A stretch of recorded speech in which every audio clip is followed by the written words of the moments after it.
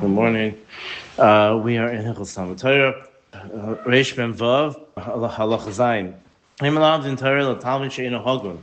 It's also to teach Torah to a Talmud who is not Hogun. Ela machzirin Yisrael lemutav. First, he has to machzim lemutav. Umamhigin Yisrael b'derech Yeshara, and then teach him how to, go on the derech of the Torah, derech Yeshara. U'boitkim Yisrael, and you check him. Rachach mechnisin Yisrael beis medrash. Then you bring him back to the beis medrash. U'malamdin Yisrael. It's interesting. I mean, it could be that. The exact makor, I'm wondering if it's from the Gemara by Gechozi and Shulchan and his Talmud also Ish. So by both, the Gemara says his Talmud has tainis on Elisha and Shulchan Prachya. They're a deicha talmid of b'shtei yadayim, and they didn't try to deicha b'smal yamim makarev. They didn't try to be makarev them. Even though Yeshua ben Prachya, he had a right for a certain kufa and he decided to makarev him, but he was in the middle of Kriya Shema, and because of that, he went off and created his own religion. So our Gechozi says that it says by Gechozi, he said he was miming the Iglei Azav being Shemayim La'aretz V'Shemes. Whatever, it's so there were times they're right. Maybe Elisha and Shulchan Prachya shouldn't have taught them, but then they should have supposed. There's a taina on them not to work hard, like Gemara says, to bring them back lamutav. So whatever. So what's the Talmud she'ino Hagun? It's also also people who learn and they have. I think. I mean, I don't know. Like we had the last sif about teaching women or kilu on the tiflus. I looked it up a little bit more. There's different pshatim. Even the Shulchan Aruch throws in Pirush Dvar Aveira, but there's also just some pshat in the Rambam. It's just the idea of just taking it out of context or out of this. And Talmud she'ino Hagun also someone who has political motives or ulterior motives. So then you also shouldn't teach them because they'll come out and use whatever they learn to say whatever to say whatever they want, or even the Talmud is Talmud is sitting on a a Talmud in yeshiva in yeshiva who's sitting on a smartphone sitting on a phone or a computer doing things he shouldn't. Also, I don't know if he shouldn't. Okay, I'm just saying, Rebbe has to work to. He shouldn't, push him out, but he shouldn't, he has to be very nizar in these things, whatever. But I think Hogel doesn't mean someone who has taiva. Nowadays, I don't know. It's complicated to know. But if someone knows the guy is Hogel and he's really. He has, like I said, ulterior motives involved in learning is what to talk about. Let's say the opposite. The Rav is not. He's not doing Yashar. Even if he is a Baki and Shas and Paiskim and everything, whatever. I'm tzrichim lo. You can't learn from him until he does tshuva. I mean, I guess an example would be like Ba'acher, right? So Rameir learns from him, and and then when Ba'acher was one of Gdolei Hador, but he went off. So I actually saw somewhere that it says that I don't know to what extent and to whatever, but in Shemayim that Kodesh Baruch Hu didn't see over Torah of Rameir because some of it came from Acher. No, I saw this somewhere. Again, these things are not kipshutam and everything and whatever. And it says the Maisa that Yochanan was was able to pater him from din. I don't know, whatever. But Al Panim, if the Rav is doing things which are not derech tova, so then people shouldn't stop going to Hashirim and stuff and whatever. Test Kates of Melamdin. How does the Rav how do you teach Torah? Harav Yeshiv Barosh, the Rav, the Maggid Shir, sits in front. Talmidim lefana, but kofin Torah. They should be sitting. Now, they shouldn't just sitting like a straight row behind. They should be sitting, around him. Doesn't mean like this is like a circle, but like sit in a room, he can see everyone. Kadeshu kulav roim esarav v'shamim dvarav. Everyone can see him and listen and hear him. V'yeshiv rav al kisei. The Magid Shir should not sit on a chair. Talmidim al karka, and his talmidim on the ground. Hakol haaretz, hakol al kisos. Either they all should all sit on the ground or all sit on chairs. What about can talmidim stand if the Magid Shir is sitting? Can the Magid Shir stand if everyone's sitting, or the opposite? Can talmidim stand if the Magid Shir is sitting? It's a little bit unclear. Could be there's. I heard, one of my Megiddo Shir was makbid that everyone should sit because he's sitting. Makbid, should be all the same level. There could be there's a time behind it, but al kapanim, and there's a lot of Megiddo Shir who do stand during giving shir and whatever. But it could be the point is that it's they're not if they're sitting on the ground and sitting on whatever. It could be that's a bit more. That changes how they how they understand the shir. I don't know. Hagav yesharin the dafka k'shigil al talmidim the kol smicha. This is only if the talmidim are called smicha that you have to be makbid that there's that the same level. I guess I get to a certain point in learning. I don't know how much this applies nowadays. Rav haloime, it could be like in cheder, younger boys. It could be it's not much about klada. Rav haloime al yedei beturgaman. V'din of this bar b'fneim v'lo kostav v'ranki and shchichin. The Torah goes into all the dinim of Beturgaman, but they're not. Again, no one does this. No one does Beturgaman nowadays. So einan shchichin. I guess if someone would have to translate it into Spanish or whatever. Someone just told me that that by Stefanski that they used AI to go ahead and to make a few days ago they put out him speaking Spanish, giving the shir in Spanish. And the mamish looks real. It says something they have within 2 days they have like 1,000 viewers, whatever. So I don't know. Maybe you go back to Beturgaman, the AI. I don't know. Look at the halachos.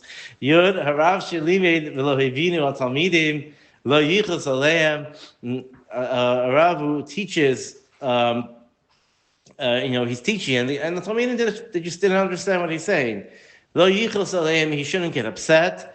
El shayna v'chayzer hadavar. He should, go over it again. Kama pa'amim ad sheyavinu oimek halacha until they understand the oimek, understand the oimek of the halacha, the depth of it. V'lo yomer hatalmid havanti. On the other hand, the Talmud and the makor of that is lo kaptan loimed. Friend Mishnah Novus. The captain can't be loimed. Right.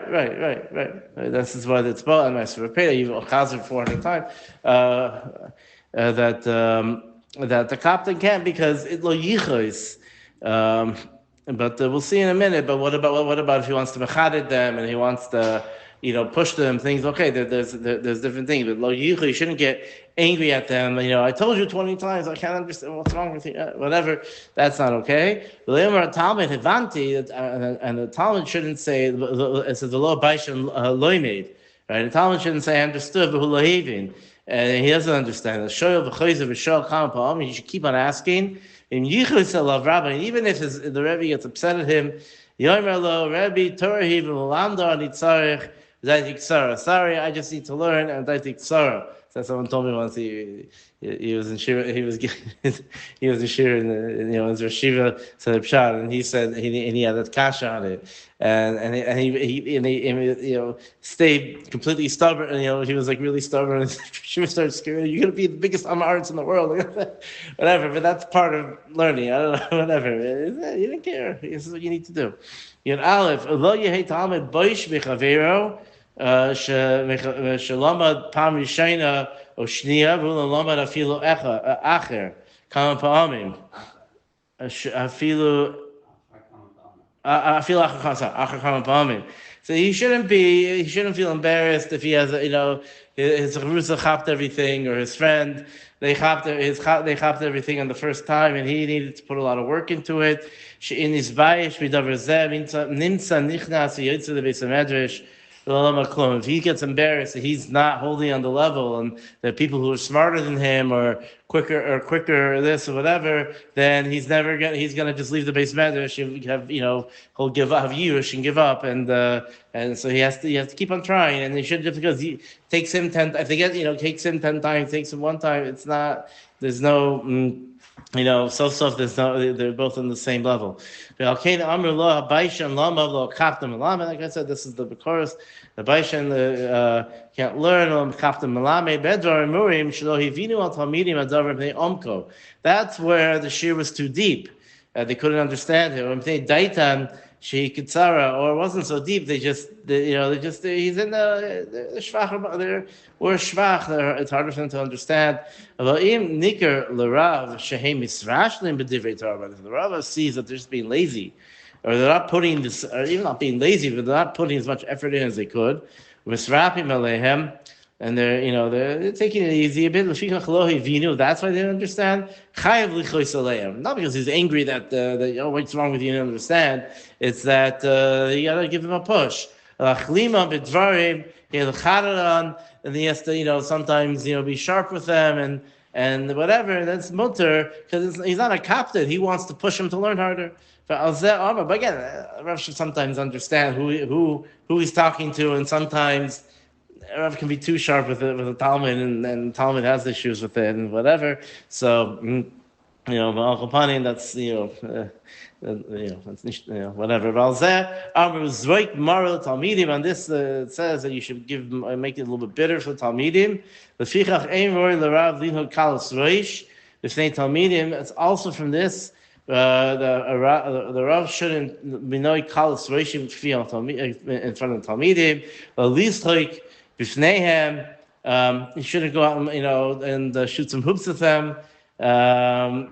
Or I don't know what they do in England. I don't know. They don't do hoops. I don't know. Whatever. Whatever. Some cricket. I don't know. Below lechol, I have no idea. Below lechol, belishto simar, and they shouldn't eat and drink with them.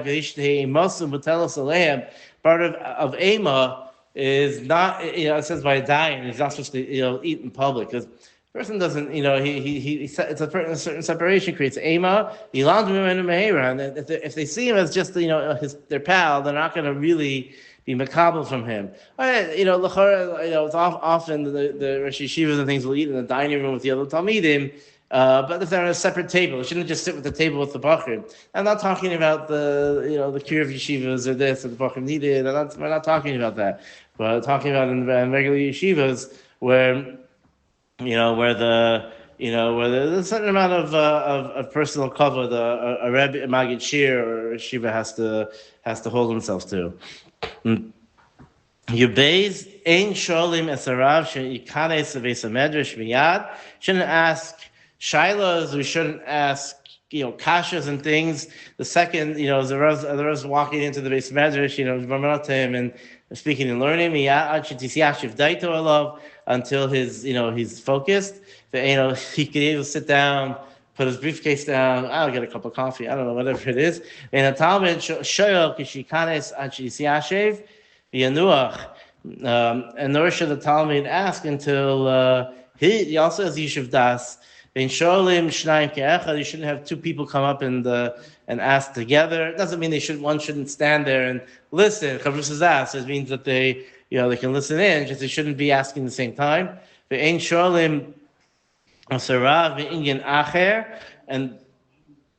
again, I saw that there's an extra point here that you're talking about someone who's who really is holding. There are Talmidei Chachamim, there are Rosh Yeshiva, big Gedolim who you can ask them anything anywhere, and there are holding. So then this doesn't really apply so much because even when they're walking in the street, even when whatever they can answer, that doesn't apply. It's just not a regular Maggid Shir. Should not start. If they're in the middle of a sugya, you shouldn't start asking about some other sugya. At least not be'emsa. He should only ask them from the things when they're dealing with all Kadeshul Yisvayish. You shouldn't try to, because maybe, I don't know, there's some Rabbanim, you can, if they're not holding, so you're not holding whatever, they don't know. Again, there's some who will, call Torah pools at their fingertips, but there's, Yichidim, but they're, often, they don't start asking, they're in the middle of this. You start asking about what about menachos, whatever. Then I don't know. It could be it could embarrass him. Yesh l'rav hatis es talmidim sheiloisav, and the Rav should have should say difficult kashas in order to tricky questions in order for the talmidim to think about things. Even with the things he does, he should do things which seem a little bit odd sometimes. So they should ask him this, or why'd you do this? More halacha, it's more halacha, or things like that. Also sort of a test to see if what they know. If I don't know if it means they should give written tests. Okay, I don't know. Some people are really into written tests. Other people aren't. And then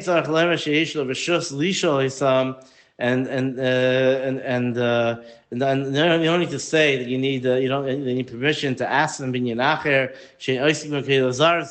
Can't ask the Rav because maybe it's not covered, whatever. But if they ask you, I was sitting with Shiva, and someone came and said shtickle Torah, and he said, what about the Gemara? What about this Gemara? And he's like, well, no one told me to look over there. And he's like, well, you missed the whole sugya, whatever. Like, hey, it's Beit Lazar's. You gotta go, go look it up, go this, whatever. You can start asking different points, and that's okay. Yigimel ein sharlim me'umad ve'meshivim me'umad. You shouldn't ask shilas standing, and there should the Magid Shir answer me'umad. I don't know how much it's apply. If you're minting, this is just the chorus of this is in the Rambam. This is all from the Rambam Hilchos Talmud Torah, and the basis is a Tosefta. So I guess I don't know how much we're makbid on this. Yishayim, or you go to a Rav in the shul and you ask him a shaila. I don't know how much. He shouldn't stand. I don't know. Depending if you're but some say when you ask a shaila, then you really should stand when you ask a shaila. When you're asking a pshat and something, so then it could be you should sit, or it could be whatever. But asking a shaila, you should stand. Below mikvah. Nor should he, stand. He shouldn't stand taller than him. Lo mirachoik, shouldn't be from far away. Lo miachori hazikanim, and nor should be behind greater people. Whatever. Ve'ein shoylim ella be'inyan, and he should only ask. He's giving a shir on this. And then, but Rabbi, what about this? Or what is this halacha? In the middle of, unfortunately, it happens. They just, I've been in shirim, different, from, shirim, chinuch shirim, whatever. Suddenly, someone will just say, what about this? That we're talking about this, and it just messes the whole shir up. Like, it just takes it out of context, and they get stubborn. I want to know about this. What do you mean you want to know about? We're dealing with this. It's very frustrating. And you only ask out of yira, v'lo yishal be'inyan yoser, we give him halachas, and you shouldn't ask more than 3 halachas at a time. Yudalid, Shnayim Shishalu. If 2 people who asked, Echad Shal Keinyan, Echad Shal Shlo Keinyan. 2 people asked, one person asked Keinyan, one person asked Lo Keinyan, not on something which is a different topic. Nizkakim Le Keinyan. He answered the shaila, the shaila of Keinyan before he answers the one in Lo Keinyan, or doesn't even answer it. Maisa, if it's a shaila l'maisa, if che'enu l'maisa, not shaila l'maisa, is kakim l'maisa. He should answer the one which is l'maisa, and not the one which is not l'maisa now. Halacha or medrash. If someone asks for halacha or a medrash, it's kakim l'halacha. Then he has to, if he only has time for one, he should answer the one about halacha. Medrash v'hagada. Medrash means, it could be drasha is thing, things like that. V'agada, and you're asking, in Yonim, or, you're asking the, hashkafa, things like that. That's hashkafa is like l'maisa. Now, it's kakin l'medrash, if they, right, so what is the change over here? It's kakin l'medrash. The shach, if it's in a girsa, agoda of a kal v'chomer, nizkakin lehagada. So he changes the kal v'chomer gzeira shava between kal v'chomer and gzeira shava. Nizkakin the kal v'chomer. Kal v'chomer comes before gzeira shava. These are different inyanim. Tezvav hayisholim echad chacham echad talmid chacham. The sholim, one's a chacham, one's a talmid chacham, meaning one's greater than the other. Nizkakin lechacham, you should answer from the chacham first. Talmid chacham v'amaretz. Nizkakin talmid chacham, you should answer the talmid chacham first. Shneim chachamim. Unless I don't know. Unless it's some of the reason why you have to answer the amaretz first. It was more lemaisa, more whatever. If that could be, if they have the same shiloh, let's say, or whatever. Shneim chachamim, shneim talmidim, shneim amei aretz, shalu shneim b'shtei halachos, or b'shtei shelos, shtei tshuvos, shtei maisim, v'shus b'yanameshiv, v'shiyutze yaktim. If everything is equal, the past two sifin, then he can just pick who he wants. Mamzer talmid chacham, kodin l'koyin amaretz, is a mishnah. And in any situation for Elias and for benching and all these things, Mamzer talmid chacham. And so someone comes before a kohen amaretz, or let's say nowadays on Mamzer, say it's about tshuva, and the about tshuva is a talmid chacham, and the other guy is yichus, has yichus and chshivas. If the guy, he should niskak into the baal tshuva.